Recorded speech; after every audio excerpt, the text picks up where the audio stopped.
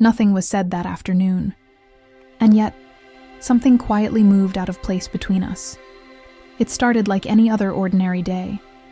The kind you don't remember later because nothing remarkable is supposed to happen.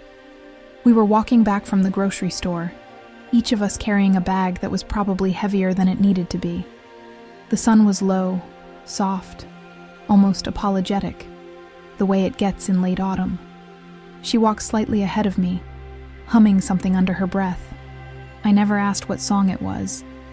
I just liked hearing the sound of her voice when it wasn't trying to explain or defend anything. We had been together long enough for silence to feel natural. Not heavy, not forced, just shared. At least, that's what I thought. As we crossed the street toward our building, I noticed a couple standing near the entrance. They stopped talking when they saw us. It wasn't abrupt, just a pause, a half-second too long. Their eyes moved from her to me, then away, as if they'd been caught staring at something private. I told myself it meant nothing. Inside the elevator, another woman stepped in behind us. She smiled politely. Her eyes lingered on my girlfriend's hair for a moment longer than usual. "Your curls are beautiful," she said. "Is that natural?" My girlfriend smiled. She always smiled first. "Yes," she answered. "It is." The woman nodded, satisfied, as if she'd solved a small puzzle. The doors opened on the 5th floor, and she stepped out, already forgetting us. I noticed my girlfriend's shoulders tense just slightly before relaxing again. I said nothing. Our apartment smelled like coffee and detergent. Familiar. Safe. I put the groceries away while she leaned against the counter, scrolling through her phone. "You okay?" I asked casually. She hesitated, just a fraction of a second. "Yeah," she said. "Why?" "No reason." And that was true, mostly. Later that evening, we went for a walk. We liked walking at night. The city felt different then, quieter, less performative. People moved with purpose instead of curiosity. At a corner cafe, the waiter approached us with menus. He smiled at me first. "2 menus?" he asked, already placing one in front of me. I waited. He turned to her. "Oh, sorry." Another menu appeared. It wasn't rude, not really, just automatic. We ordered coffee. When it arrived, he placed mine directly in front of me, then paused, confused for a brief moment, before placing hers down. "Enjoy," he said. She stirred her cup slowly. "He probably didn't mean anything," she said before I could. "I know," I replied. And I did. Or at least I thought I did. But something about the way she said it made me uncomfortable. Not defensive, not angry, just aware. That night, as we got ready for bed, I watched her in the mirror. She was removing her earrings, her movements precise, almost careful, like she was conserving energy. "Can I ask you something?" she said, not looking at me. "Of course." "Do you ever notice it?" "Notice what?" She turned then, meeting my eyes. "The little things." I opened my mouth, closed it again. "I think so," I said finally. "Sometimes." She nodded.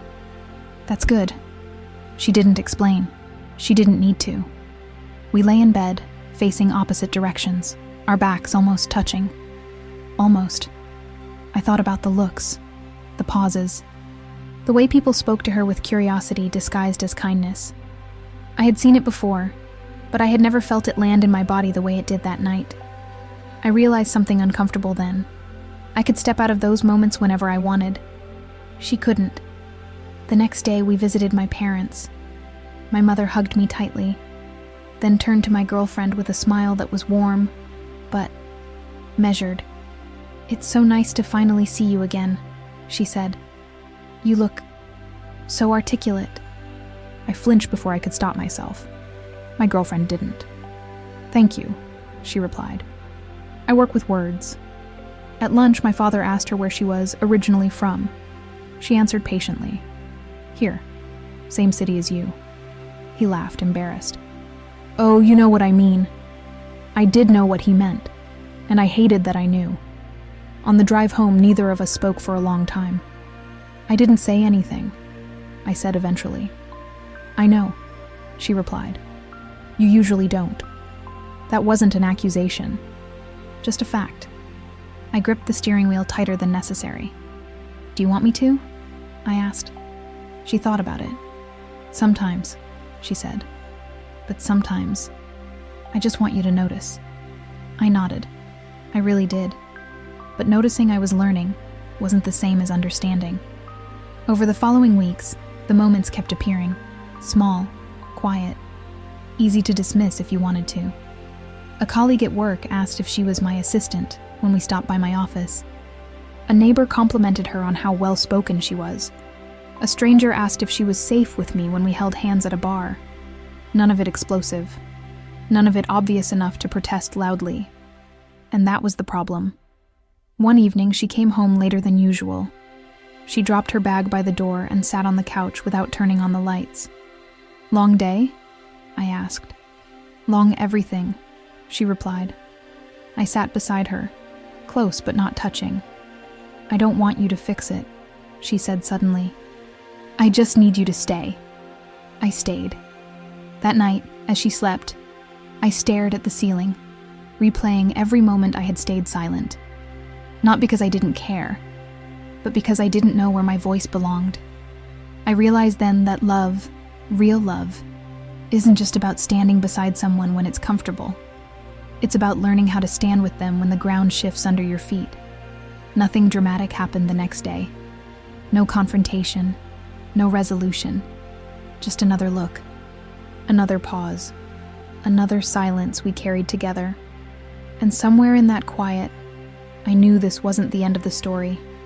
It was the place where it truly began. She noticed it before I did.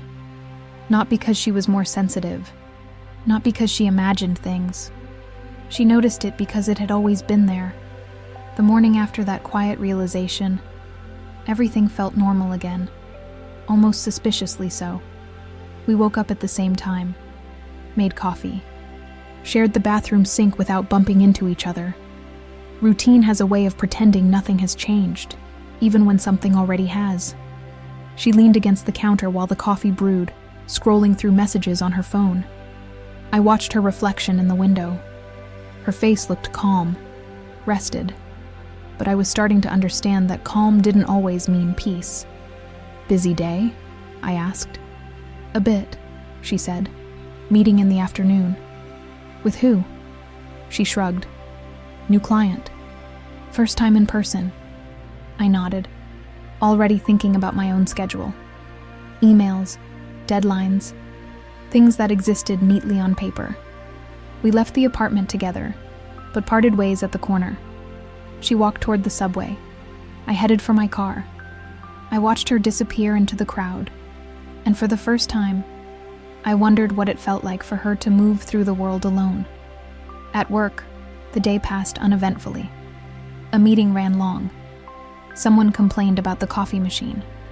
Someone else joked about how everything is political these days. I laughed politely. Around noon, my phone buzzed. A message from her. Can we talk tonight? Nothing dramatic, no urgency, just that. Of course, I replied. Everything okay?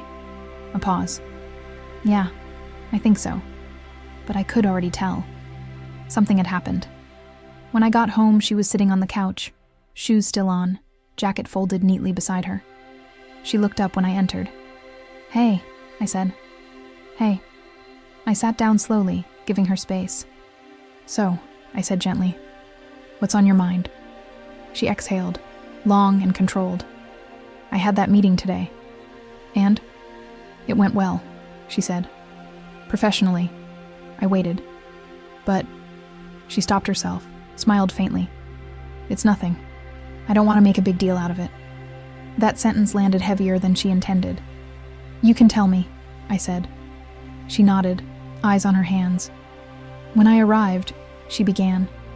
The receptionist looked confused. She checked the calendar twice, then asked if I was in the right place. My chest tightened. She asked who I was meeting. I told her. She smiled, then asked if I was accompanying someone. Accompanying, I repeated quietly. She nodded, like I was there to support someone else, not lead the meeting. I swallowed. When the client arrived, she continued, he shook your colleague's hand first, hard, confident. Then he turned to me and said, "Oh, you must be the diversity consultant." I felt heat rise behind my eyes. "What did you say?" I asked. She shrugged. I corrected him, politely. And? He apologized, immediately. Overdid it, actually. Said he was still learning, then spent the rest of the meeting being careful. Careful how? Like every sentence was a landmine, she said. Like I wasn't a person, but a test he could fail. I sat back, absorbing it. I didn't feel angry, she added. That's the strange part, just tired. There it was again. That word, tired. That night, we cooked dinner together, chopped vegetables, stirred sauce, moved around each other instinctively. It felt intimate, familiar, until it didn't. I caught myself watching her more closely, noticing how she reacted to sounds outside, how she paused before answering my questions, how she seemed to measure her words, even with me. Do you ever get used to it? I asked suddenly. She looked up from the stove. Used to what? All of it, I said. The comments, the looks. She thought for a moment. You don't get used to it, she said. You just get good at predicting it. That answer stayed with me. The next weekend, we visited a bookstore downtown. One of those quiet places with narrow aisles and wooden floors that creak when you walk. We stood in the fiction section, flipping through paperbacks. A man nearby glanced at us, then moved closer.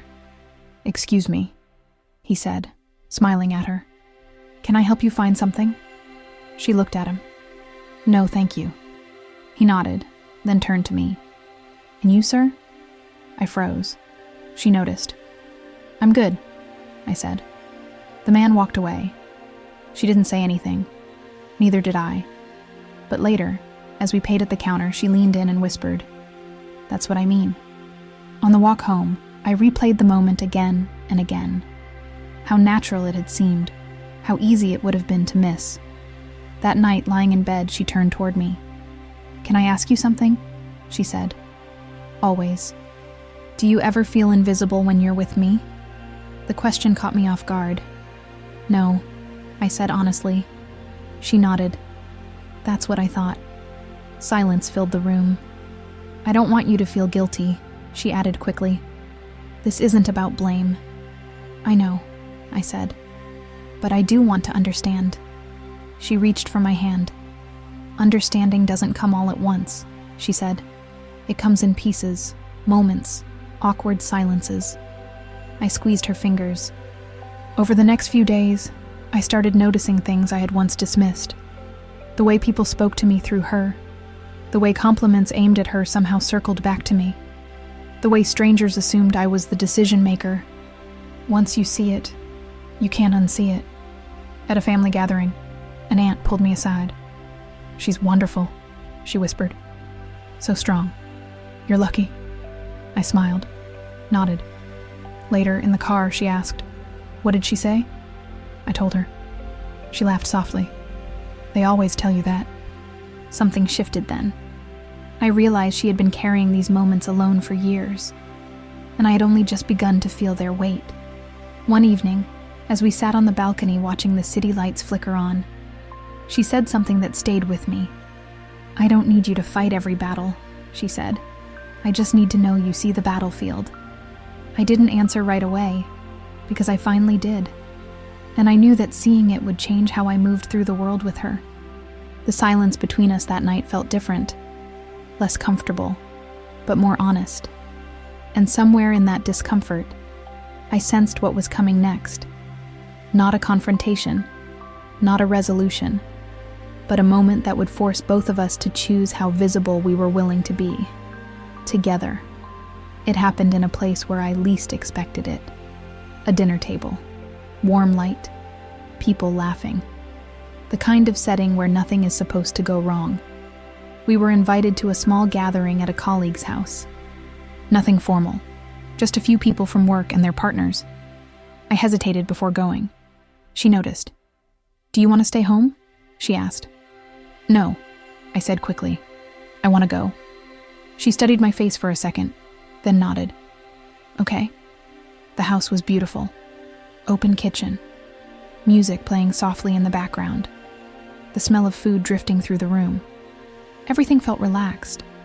At first, we were greeted warmly. Hugs, compliments. Someone handed us drinks. Someone else asked how long we'd been together. 5 years, I said.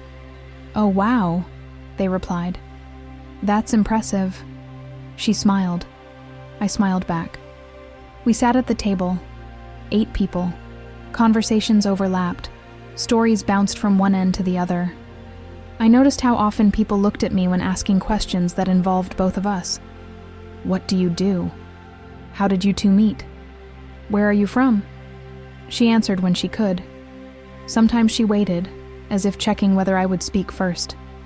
At one point, someone leaned forward and asked her, with genuine curiosity, "So, where are you originally from?" She paused. "I'm from here," she said calmly. The person laughed, embarrassed. "No, I mean, originally." I felt my stomach tighten. She tilted her head slightly. "This is where I'm from." There was a brief silence.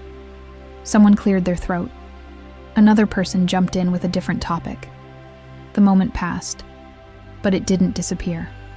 Later, as plates were cleared and dessert was served, the conversation shifted to family, childhoods, traditions.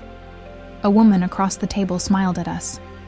"You two must get so many interesting reactions," she said lightly.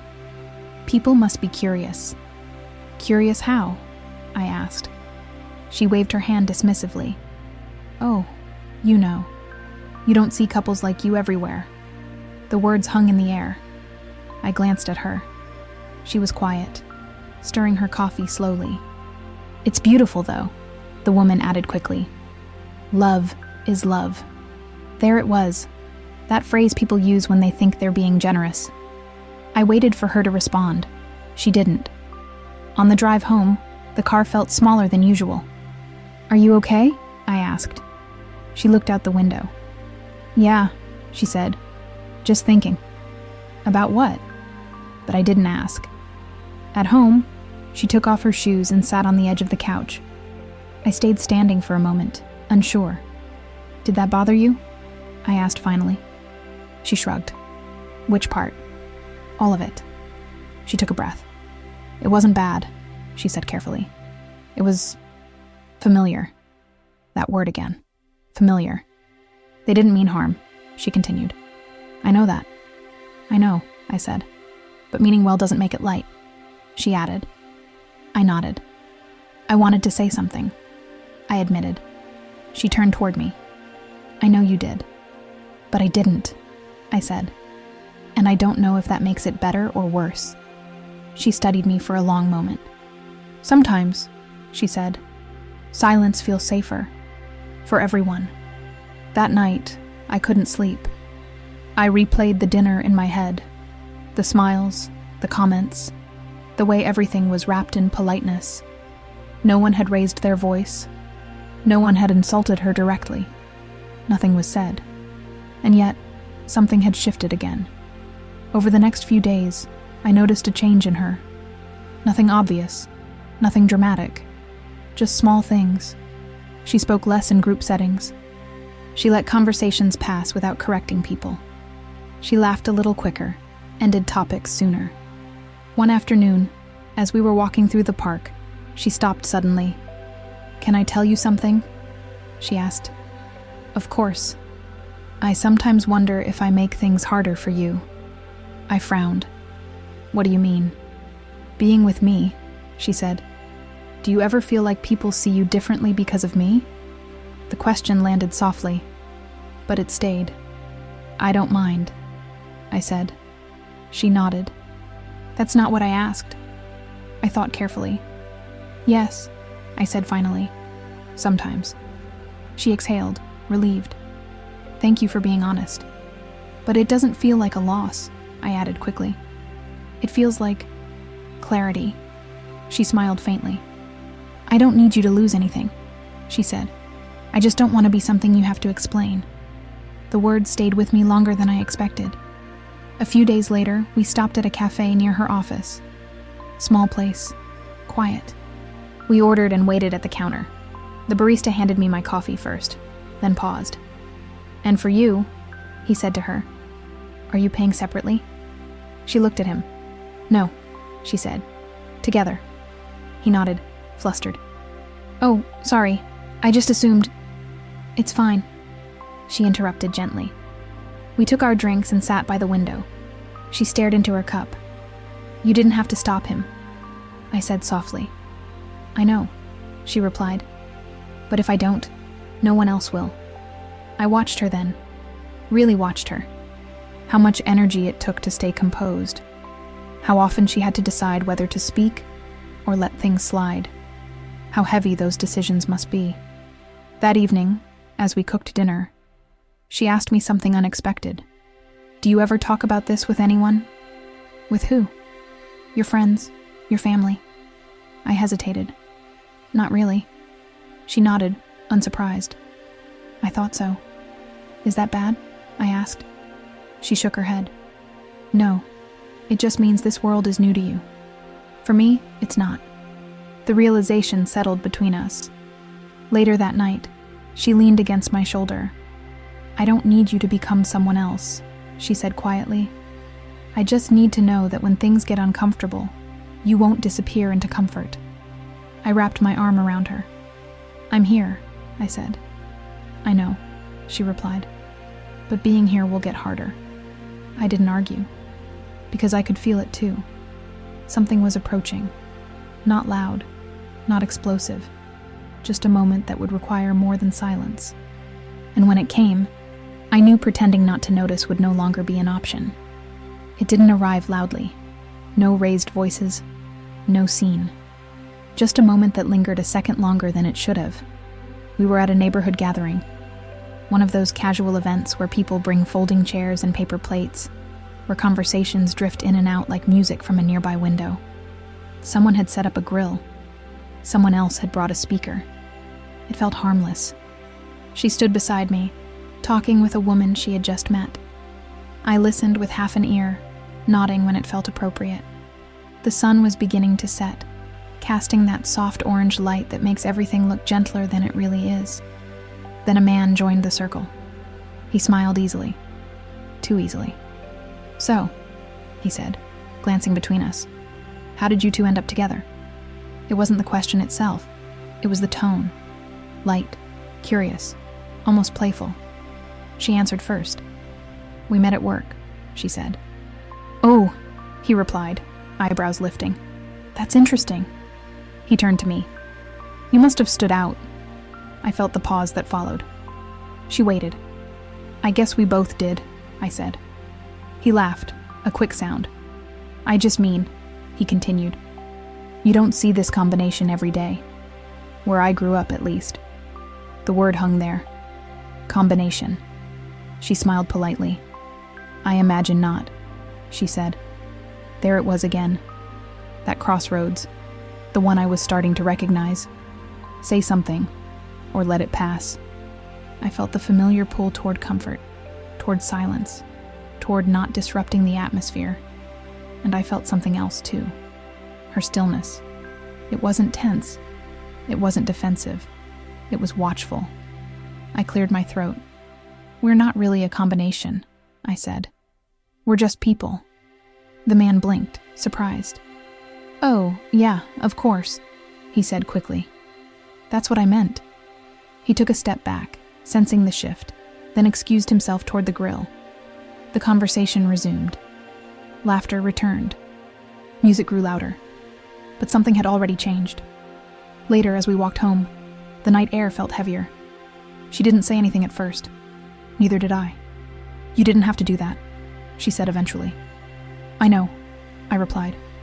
But you did. I nodded. I didn't plan it, I said. It just came out. She looked at me then. Really looked. How did it feel? I thought about it. Uncomfortable, I admitted. But also necessary.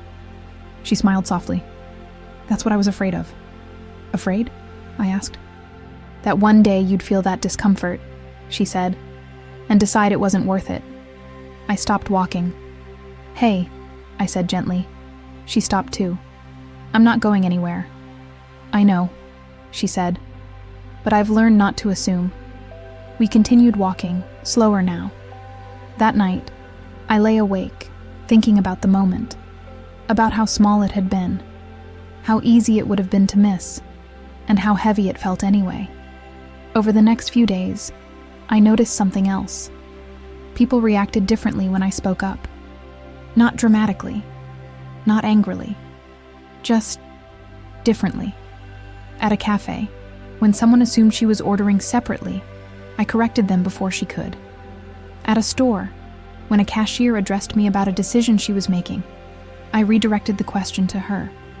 Each time, the interaction shifted slightly, sometimes awkward, sometimes brief, sometimes followed by an apology that didn't quite know where to land. One afternoon, she watched me do it. You're paying attention, she said. I'm trying, I replied. She nodded. I don't want you to feel like you're walking on eggshells, she added. I don't, I said. I just feel like I'm learning a new language. She laughed quietly. That's a good way to put it. But learning has a cost. A few days later, we visited a friend of mine, someone I'd known for years, easygoing, well-meaning, the kind of person who always thought of himself as open-minded. We sat in his living room, talking about nothing in particular. At some point, he leaned back and said, You know, I never really thought much about race until recently. She smiled politely. Really? Yeah, he said. I guess being around you guys has made me more aware. I felt my chest tighten. More aware of what? She asked. He hesitated. Well, of differences. The word landed awkwardly. He rushed to clarify. I mean that in a good way. She nodded slowly. I know you do. I waited. So, he continued, do you ever feel like you have to explain things to him? He gestured toward me. The room felt suddenly very quiet. She turned to me. This time, the pause felt heavier. Sometimes, she said carefully, but not because he doesn't understand, more because people expect me to. The silence stretched. I didn't mean to, he started. It's okay, she said gently. It's not a bad question. We left shortly after. In the car, I stared straight ahead. I should have said something, I said. She rested her head against the window. You did earlier, she replied. You don't have to catch every moment. But that one felt loaded. She turned toward me. Not every silence is a failure, she said.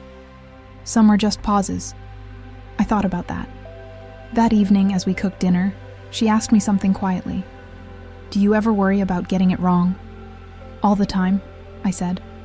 She smiled. So do I. That comforted me more than I expected. A week later, something happened that neither of us anticipated. We were waiting in line at a pharmacy.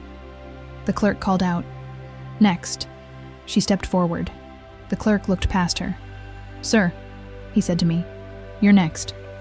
I didn't move. She's next, I said. The clerk blinked. Oh, sorry. She filled her prescription without comment. Outside, she stopped and faced me. Thank you, she said. For what? For not stepping forward. I hadn't even realized what I'd done. That night, she said something that stayed with me. You're starting to understand something important, she said. What? That silence isn't neutral. I nodded. And neither is speaking, she added. We sat with that for a while. Later, as we prepared for bed, she touched my arm. I don't expect you to get everything right, she said. I just need to know that when the moment comes, you'll choose presence over comfort. I met her gaze. I will, I said. She smiled, but there was something thoughtful behind it. "Good," she said, "because the next moment won't be subtle." That sentence stayed with me long after the lights went out. Not as a threat, not as a warning, but as a quiet truth. Something was coming. And next time, silence wouldn't be enough. She didn't raise her voice. She didn't accuse me. She didn't frame it like a test. That's what made it impossible to avoid. We were sitting at the kitchen table, late in the evening. The apartment was quiet in that end-of-day way. Dishes drying on the rack, the hum of the refrigerator filling the space between us. She had her laptop open, but she wasn't looking at it. I noticed that before she spoke. "Can I ask you something?" she said. I nodded. "Of course." She folded her hands together, slow and deliberate. "Have you ever wished things were easier because you were with someone else?" The question didn't sting at first. It settled, heavy, patient. "Easier how?" I asked. She met my eyes. "Easier to explain. Easier to move through rooms. Easier to blend in." I leaned back slightly, buying time. "I've thought about how different things might feel," I said carefully. She nodded. "That's not the same as what I asked." The room felt smaller. I took a breath. "Yes," I said. "Sometimes." She didn't react right away. No sharp inhale, no visible hurt, just a slow exhale. "Thank you," she said. I needed honesty more than reassurance. I watched her trace a line on the table with her finger. "It doesn't mean I regret us," I added quickly. She looked up. "I know," she said, "but it does mean something." We sat there for a moment, letting the truth exist between us without trying to fix it. "I think about it too," she said quietly. "Not wishing you were someone else. Just wondering what it would be like to walk into a room without preparing myself." That word again. Preparing. "I don't prepare," I admitted. "I know," she said. "That's part of it." The honesty in her voice didn't hurt. It grounded. Later that night, I lay awake, staring at the ceiling. I replayed her question again and again, realizing it wasn't really about me wishing for something else. It was about whether I understood what it cost her to stay. The next day, we met her sister for lunch. Casual place, midday crowd, loud enough to feel anonymous. Her sister hugged her tightly, then smiled at me. "You look tired," she said to her. "I am," she replied. "Long week." Her sister nodded knowingly. "You always carry so much," she said. "More than you need to." She glanced at me, then back at her. I felt the shift. "You don't have to do that anymore," her sister added gently. "You're not alone." She smiled, but it didn't quite reach her eyes. After lunch, as we walked back to the car, she was quiet. "What was that about?" I asked. She shrugged. "She worries." "About what?" "About whether I'm shrinking myself to make things smoother." The words landed hard. "Are you?" I asked. She thought for a long moment. "Sometimes," she said, without realizing it. That scared me more than anger would have. That evening, something small happened. We stopped at a grocery store on the way home. Busy, narrow aisles, people in a hurry. She reached for an item on the top shelf. A man stepped in front of her and grabbed it instead. "Oh," he said, surprised to see her. "Didn't notice you." She smiled automatically. "It's okay." He handed it to me. I didn't take it. "She asked for it," I said. He hesitated, then handed it to her. "Sorry," he muttered. As we walked away, she touched my arm. "You didn't have to do that," she said. "I know," I replied. "But you did," she said again. That night, she asked me another question. "When people make those mistakes," she said, "do you feel embarrassed?" I considered it. "Yes," I said. "But not the way I used to." "How so?" "I used to feel embarrassed for them," I said. "Now I feel embarrassed for not noticing sooner." She nodded slowly. "That's progress," she said.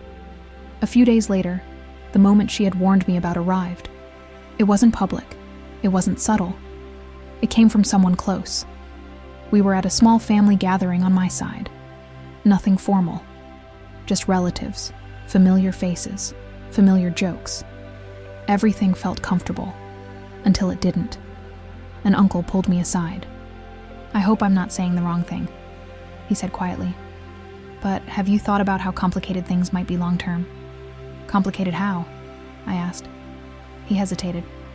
"Well, you know, cultural differences, expectations, kids." My chest tightened. "She's right there," I said. "I know," he replied. "That's why I'm talking to you." There it was. The moment that wasn't subtle. I felt the old reflex rise. Smooth it over, deflect, minimize. And then I remembered her words. Presence over comfort. "She's not a complication," I said. "Calm, steady. She's my partner." He looked surprised. "I didn't mean—" "I know what you meant," I said. "And I don't agree." The conversation ended there. When I returned to her side, she searched my face. "What happened?" she asked. I told her. She didn't smile. She didn't thank me. She just nodded. "That's what I needed," she said. On the drive home, the silence felt different again. Not tense, not heavy, focused. "You didn't have to protect me," she said. "I wasn't protecting you," I replied.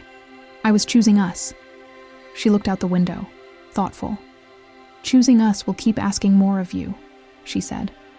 "I'm starting to see that." She turned toward me. "Are you still here?" "Yes," I said, without hesitation. She smiled then, not relieved, not proud, certain. Later that night, she said something that lingered. "Loving me won't always feel like love," she said softly. "Sometimes it will feel like resistance." I nodded. "And loving you," she added, "will mean trusting that you're not just learning, but changing." I lay awake long after she fell asleep, not anxious, not afraid, aware.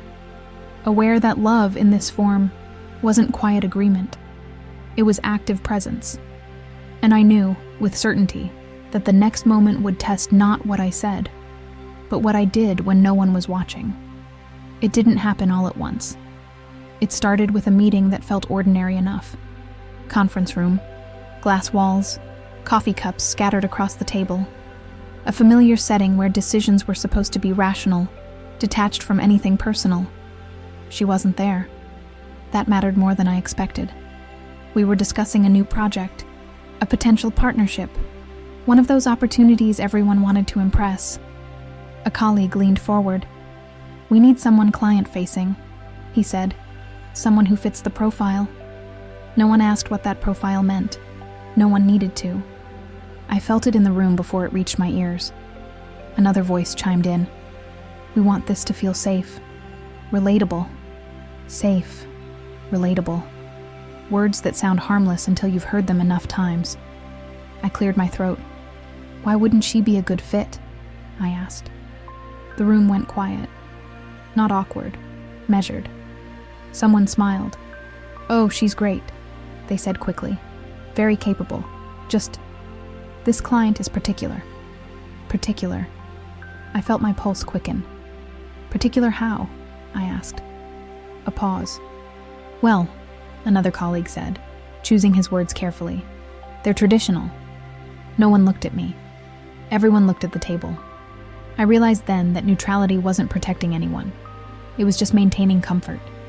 "She's the most qualified person for the role," I said. Calm, even. "If we're talking about fit, her work speaks for itself." A few nods, a few tight smiles. Someone changed the subject. The meeting moved on. But the decision had already been made.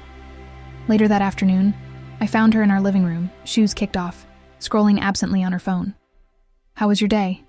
she asked. I hesitated. "Busy," I said. She glanced up. That wasn't an answer. I sat beside her. "There was a meeting," I began. "About the new project." She waited. "They're not putting you forward," I said. She blinked once, just once. "Why?" "They said the client is traditional." She nodded slowly. Did you say anything? Yes. And? It didn't change the outcome. She leaned back, staring at the ceiling. I figured, she said. I felt a knot form in my chest. I'm sorry, I said. I pushed, but it's okay, she interrupted gently. I know how these things work. That sentence hurt more than anger would have. That evening, she was quieter than usual. Not withdrawn, just contained. We cooked dinner without music, ate without conversation. Finally, she spoke. You know what's exhausting, she said. It's not being passed over. I waited. It's watching people justify it without saying it. I nodded. I saw that today, I admitted. She turned toward me. What did it cost you? The question surprised me. What do you mean? For you to speak up, she said. Did it cost you anything? I thought about the room, the glances, the subtle shift in tone afterward. Yes, I said. A little. She considered that. That's new, she said. The next week, the project moved forward without her. I noticed how people spoke around it. Careful, polite, as if acknowledging the omission would make it worse. One afternoon, a colleague pulled me aside. I hope you don't take this the wrong way, he said. But you might want to be careful. Careful about what? About pushing too hard, he replied. You don't want to be seen as biased. The irony almost made me laugh. Biased toward what? I asked. He hesitated. Toward making things uncomfortable. I didn't respond. That night, she asked me something unexpected. Do you regret saying something? I thought carefully. No, I said. But I'm realizing regret isn't always the price. What is? Being seen differently. She smiled faintly. Welcome to the club. A few days later, she had her own moment. She came home later than usual, shoulders tense, movements sharper. Rough day? I asked. She dropped her bag by the door. A client asked if I was the diversity hire. She said flatly. My jaw tightened. What did you say? I asked what made them think that. And? They said they were just curious. She sighed. I didn't correct them, she admitted. I didn't have the energy.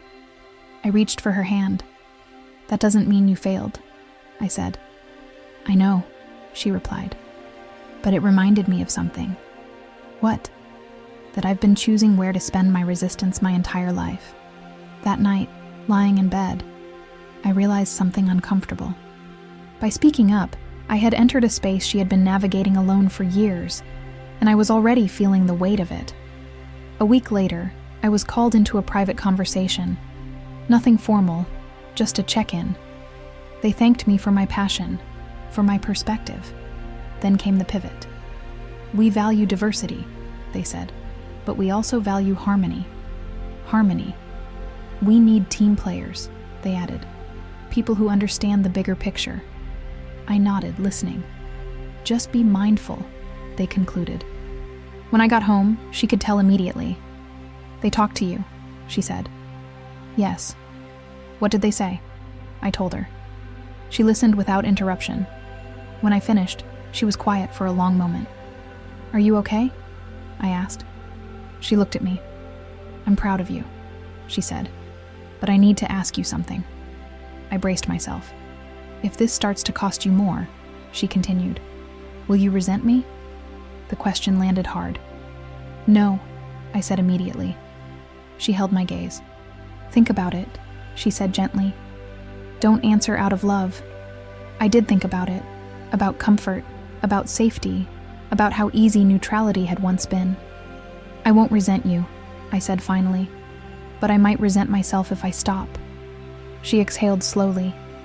That's all I needed to know. Later that night, she said something that stayed with me. Visibility always has a cost, she said. The question is who pays it.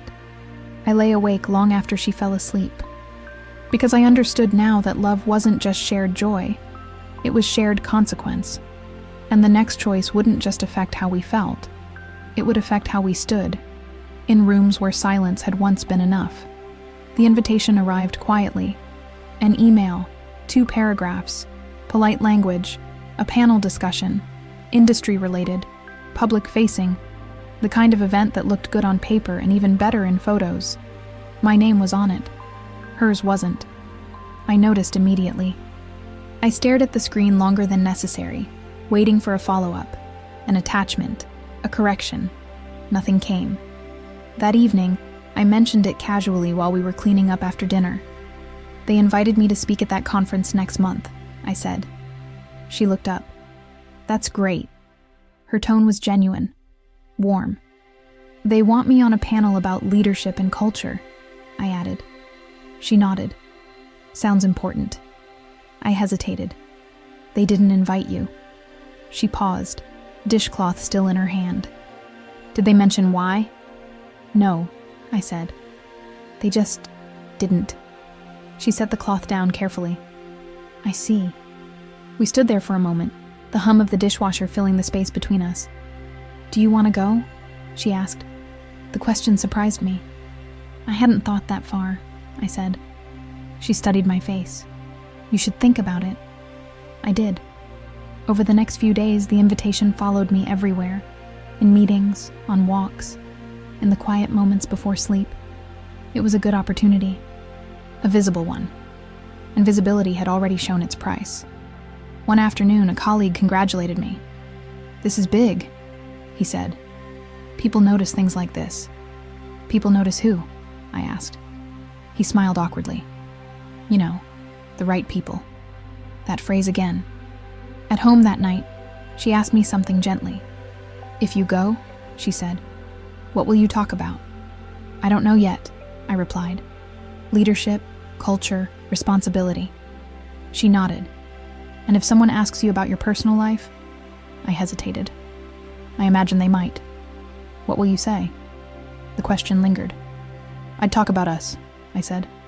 About partnership. She smiled faintly. Would you? Yes. Even if it makes people uncomfortable. I thought about the room, the microphones, the polite applause.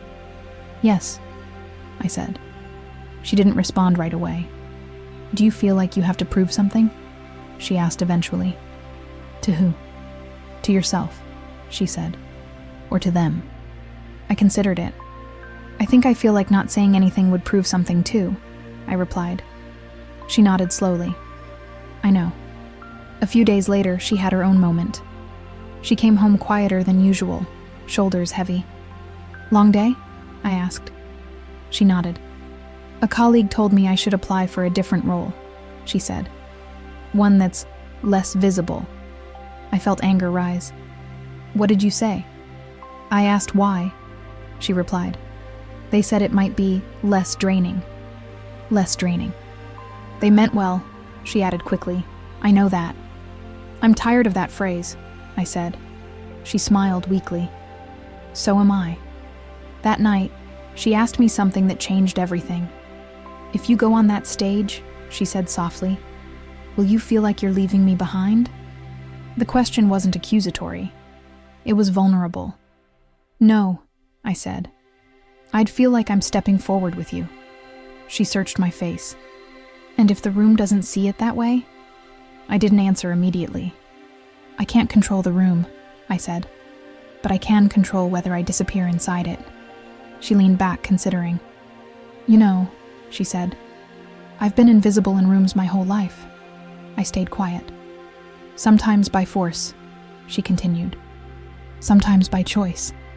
Sometimes because it was safer. She looked at me. I don't want to make that choice for you. I know, I said, but I also don't want to pretend it doesn't affect me. She added. I reached for her hand. Tell me what you need, I said. She squeezed my fingers. I need to know that if you step into the light, she said, you won't forget who helped you see. I nodded.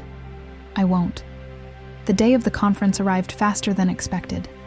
Large venue, bright lights, name tags everywhere. She came with me, not as a panelist, not as an accessory, just as herself. Backstage, a coordinator handed me a microphone. You'll be introduced in a few minutes, she said. She glanced at my partner. "Oh, are you here to support him?" My partner smiled politely. "Yes," she said. The coordinator nodded and moved on. I felt the familiar tightening in my chest. On stage, the room was full. Faces blurred together under the lights, applause, introductions. When it was my turn to speak, I stood up. I talked about leadership, about culture, about responsibility. Then, without planning it, I said something else.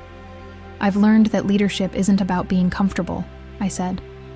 "It's about being present, especially when presence costs you something." The room was quiet. "I'm here because of the people who challenge me," I continued, "who show me what I didn't have to see before." I paused. "My partner is in the audience," I said, "and being with her has changed how I understand visibility." I didn't elaborate. I didn't explain.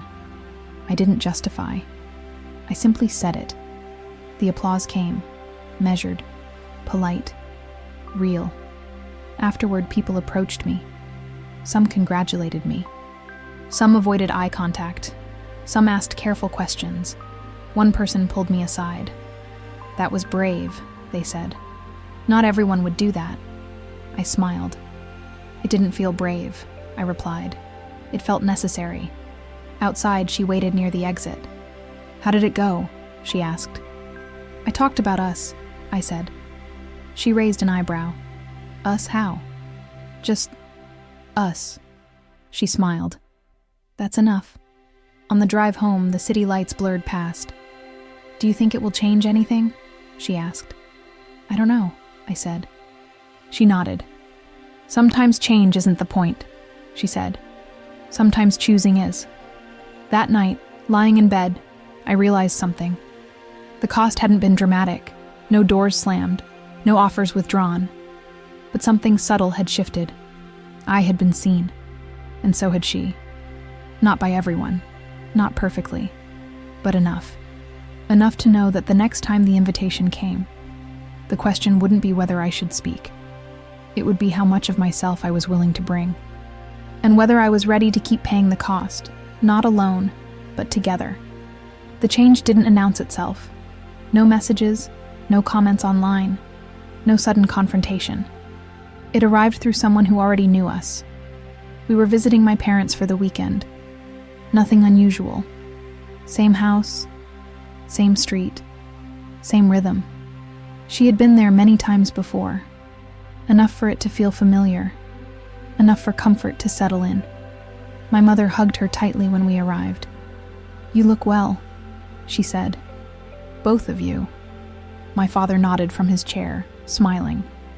Dinner was calm, familiar stories, old jokes, the kind of evening that feels protected from the outside world. Until my mother said something small.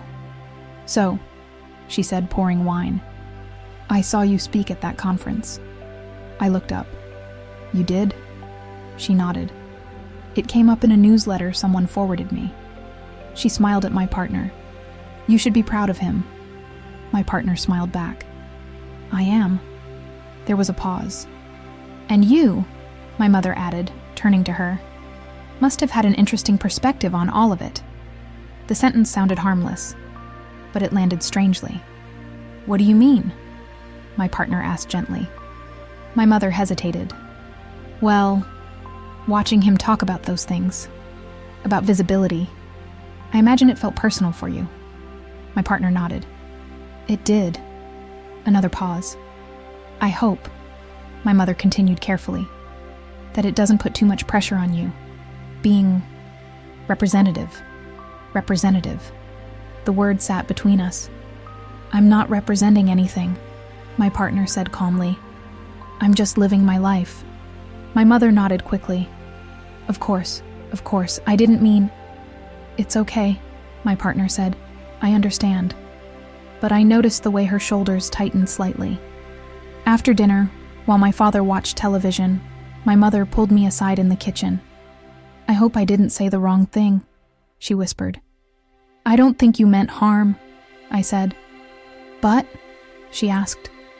"But words still land," I replied. She nodded slowly. "I just worry," she said. about how complicated things might get. The same word again. Complicated. On the drive home the next day, my partner was quiet. "Do you want to talk about it?" I asked. She stared out the window. "It's strange," she said. "Your mother likes me. I know that. I know. And yet," she continued, "there's always this moment where I stop being just me." I tightened my grip on the steering wheel. "I don't want that to be your life," I said. She turned toward me. "It already has been," she replied gently. "Long before you." That hit harder than I expected. Later that evening, her phone buzzed. She glanced at the screen, then frowned. "Who is it?" I asked. "My aunt," she said. She saw the panel. "What did she say?" She read silently for a moment. "She said she's proud of me," she said. "But she also asked if this means I'll start putting myself out there more." "And how did that feel?" She thought about it. "Confusing," she said. "Like pride comes with expectations." I nodded.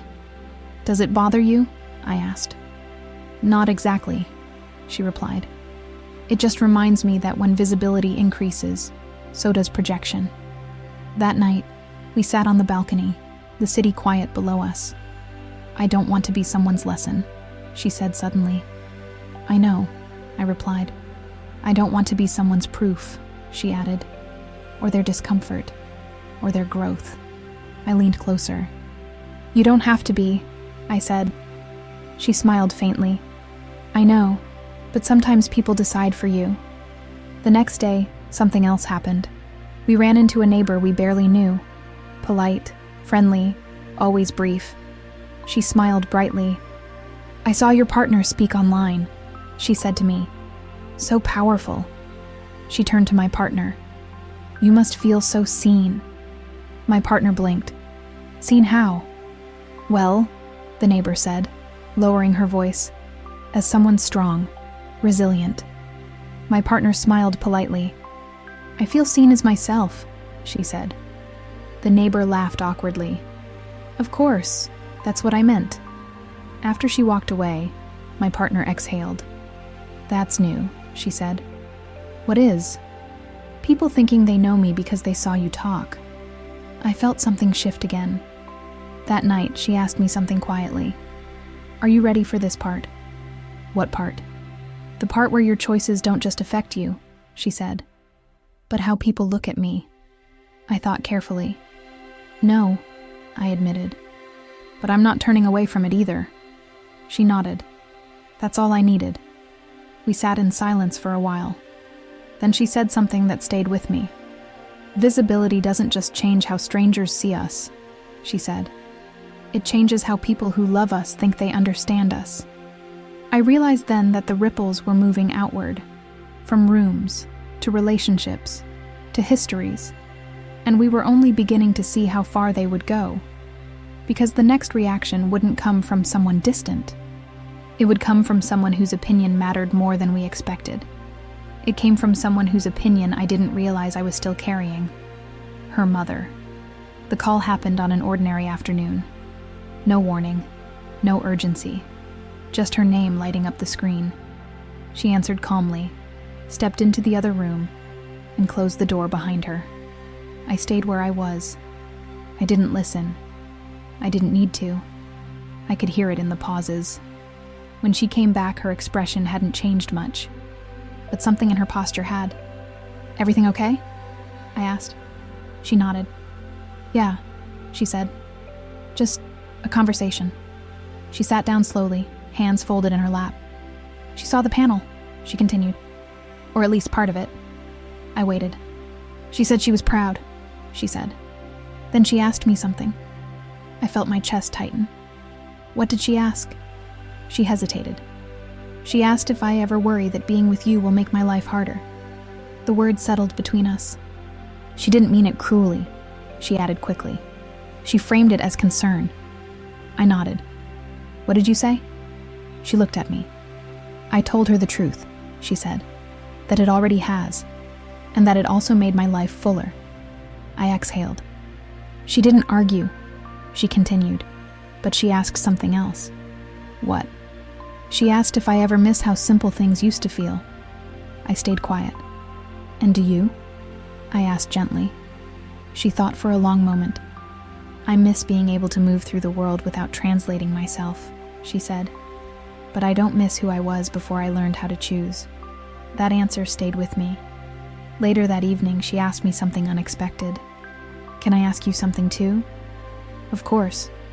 When did you first realize this would change how people see you? I thought back. Not when we started dating, I said. Not even when people stared. Then when?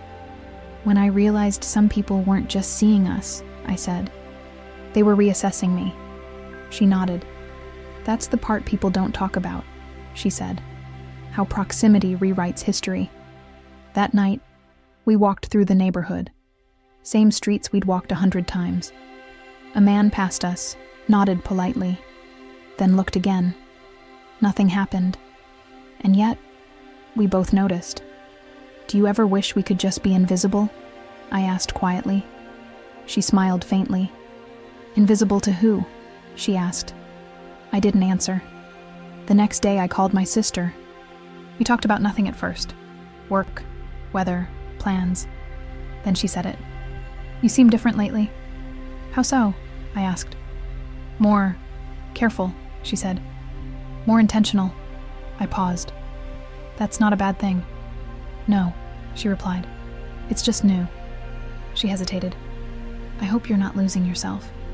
I swallowed. I think I'm finding parts of myself I never had to use before. She was quiet. That sounds hard, she said finally. It is, I replied. And it's worth it.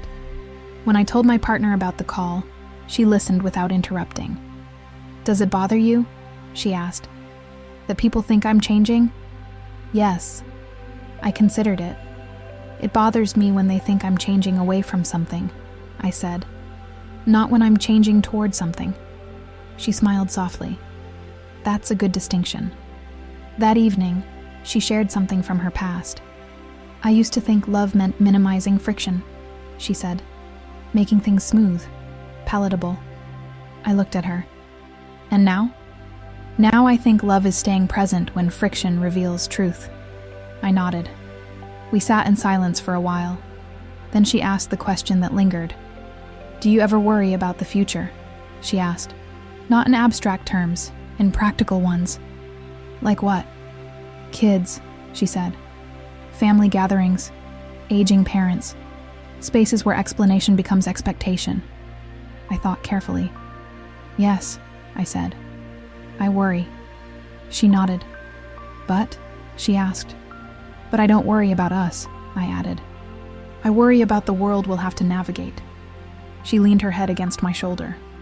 That's the right worry, she said. That night, she said something that reframed everything.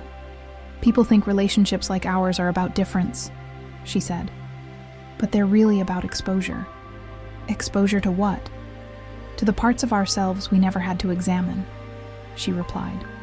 I realized then that the past wasn't pulling us backward. It was being reinterpreted. Old assumptions, old comforts, old silences, all being questioned, quietly. As we got ready for bed, she paused at the doorway. You know, she said, my mother asked me one more thing. What? She asked if I felt protected. I looked at her. And? I told her I don't need protection, she said. I need partnership. She smiled. And that's what I have. I felt something settle inside me. Not relief, not certainty. Alignment. I knew then that the next step wouldn't come from outside. It wouldn't be a comment, or a look, or a question. It would come from us deciding how visible we were willing to be. Not just together, but as a family others would learn to recognize. It wasn't marked by an event. No announcement.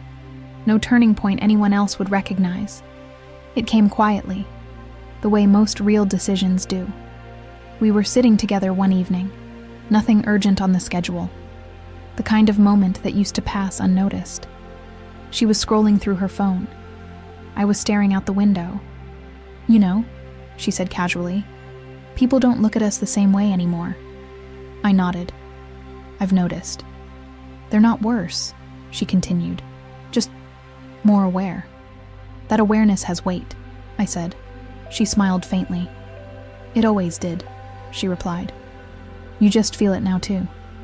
I thought about everything that had happened.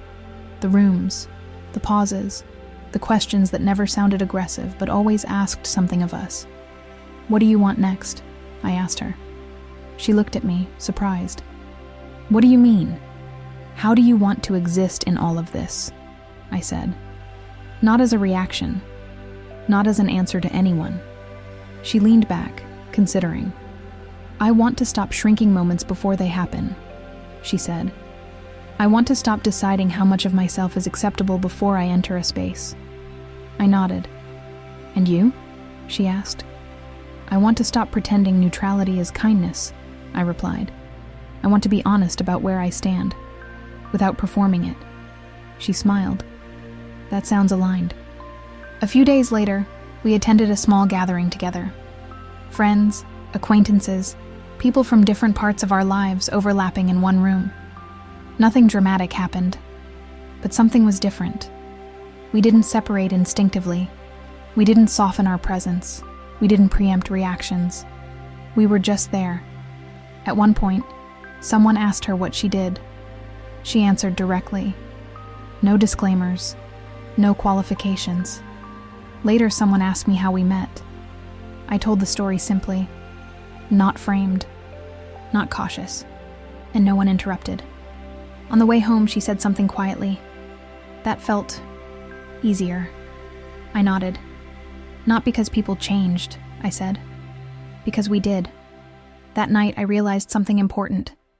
Visibility doesn't have to be loud. It just has to be honest. Over time, the looks didn't disappear. The pauses didn't vanish.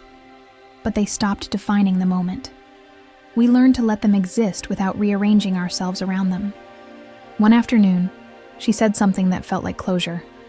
I don't feel like we're proving anything anymore, she said. No, I agreed. We're just living. She smiled. And that's enough. We talked about the future more openly then. Not with fear, with clarity. Not asking if things would be complicated, but how we would move through that complexity together. I understood then that love, in this form, wasn't about blending. It was about standing side by side without dissolving, without explaining, without apologizing. Later, as we sat in silence, she leaned her head against my shoulder. Do you think people will ever stop noticing? She asked. I thought for a moment. No, I said, but I think they'll stop defining us by it. She nodded. That's all I want. That night, I realized something else. We didn't become stronger by answering every question. We became stronger by choosing which ones deserve space. And now, when silence arrives, it no longer feels like something we failed to fill. It feels like something we don't owe. Because being seen, truly seen, isn't about how loudly you exist. It's about refusing to disappear, even when disappearing would be easier. And that's the choice we'll keep making. Quietly. Together. Not everything needs to be explained. Some things only need to be lived. Quietly. Together.